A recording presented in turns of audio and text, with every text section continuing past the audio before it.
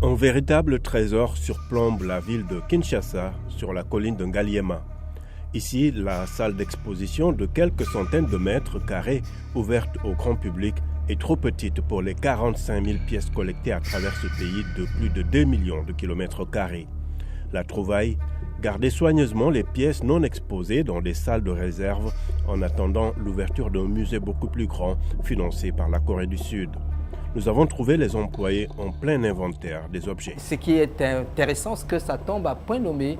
Nous devons déplacer les collections nationales vers le nouveau musée dans 1 an. Et donc, il y a des préalables dans le travail que nous faisons. Une visite guidée dans la réserve des masques permet de découvrir la créativité des peuples du Congo. Bonjour. Bonjour. Mais les masques en Afrique est prépondérant. Les masques en Afrique, il faut savoir évidemment, c'est un mouvement de... ça voile, mais il faut le dévoiler.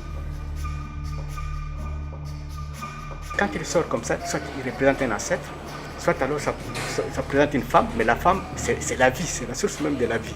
Donc on vous apprend à travers les masques, même les gestes, les chansons, tout ça. Donc ça vous parle de l'histoire. Nous faisons aussi un tour à la salle des instruments de musique.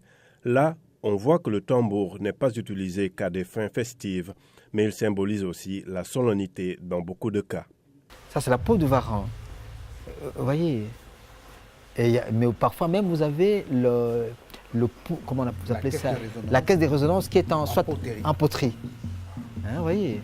Ça, c'est fait même pour sa manipulation, beaucoup de délicatesse parce que la poterie peut se casser et c'est fragile.